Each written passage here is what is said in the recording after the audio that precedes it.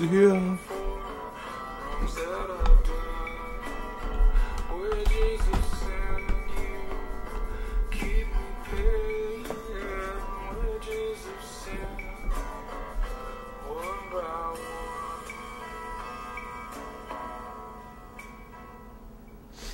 That was Wages of Sin, Damien Jurado covering Bruce Springsteen. Rosie Thomas is on there too, but you didn't get to hear her yet. Now, though, let me explain why that is the song of the day. This is funny because this is actually like the yin-yang compliment to some of the stuff I've been talking about the past couple of days. Or the past couple devotions. ChristianSands. Psalm 7:11. God is angry with the wicked every day. God is angry with the wicked every day. Talking a lot about God's mercy and about His abundance and His grace and the love and the sacrifice He made for us, that we might freely and smoothly and in some ways really quite easily enter into glory, to redemption, enter into a cleanness of spirit, which I believe deep down, even if some of us deny, we all yearn for. I yearn for a cleanness of spirit. I yearn for a holiness. I yearn for an enlightenment beyond burden, beyond any darkness. I so long every day to be a warrior of the light. Now, the opposite of this, what do we need redeeming from? What do we need forgiveness from? What is light the opposite of? Or what is light the emblem bright shining to show? If we are saved from condemnation, if we are given mercy, then what are we given mercy from? And indeed, this is that asks the question, what is that flip side of the coin? And here's the answer. God is angry at the wicked every day. Just as God is filled with abundance,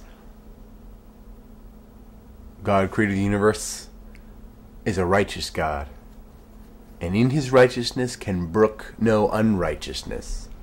Hence even the need for salvation, that we might enter into His presence, to His fullness, to the fullness of Yah for all eternity, unblemished, and as righteous and as pure and as gloried and as joyful as He.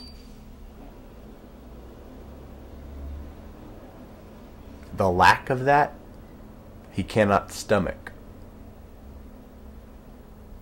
Let's look at this even in microcosm. This is something that plays out in our own lives. Like how, when you are, let's say even just amongst your friends who you consider sort of lights in your life or whatever, and then someone enters that circle, perhaps a new person, or even if darkness comes into that circle. Let's say if two of your friends start fighting viciously and saying terrible, horrible things about each other, or a new person comes in and they are drunk to the point of danger and lecherous beyond belief and making inappropriate and continual passes at some of your friends and putting their hands in inappropriate places that makes those people uncomfortable. That is not a settled space. That space then therefore has a taint upon it, and that space does not feel whole again until that problem, not even that person as a problem, but their behavior as a problem, is soothed, is calmed, is repaired, or is removed.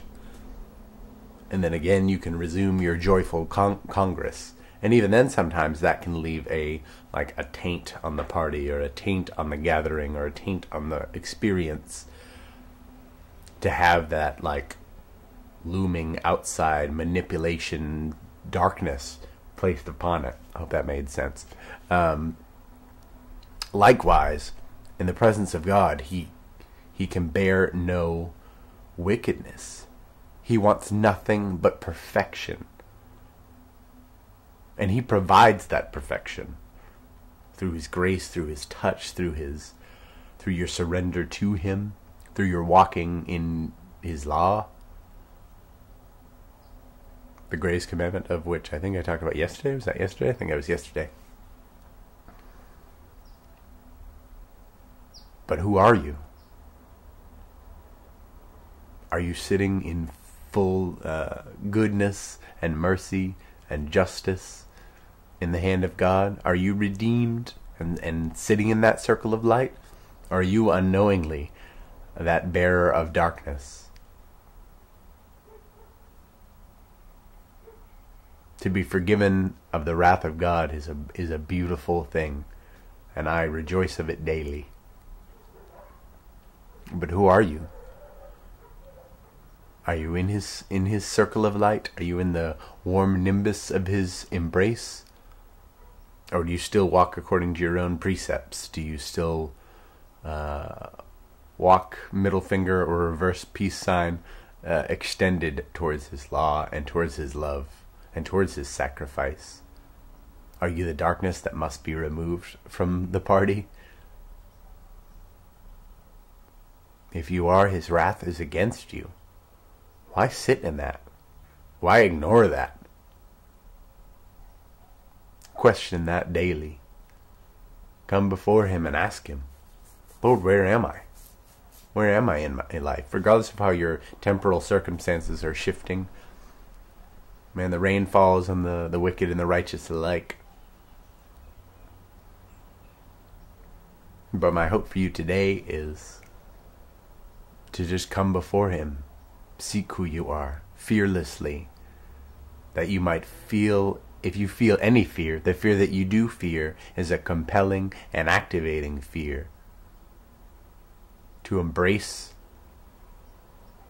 joy, play, glory, and not glory like on the battlefield glory, but to be awash in the glory of salvation, and to walk in purity in all of your steps, and to be guided and fueled for purity in all of your steps.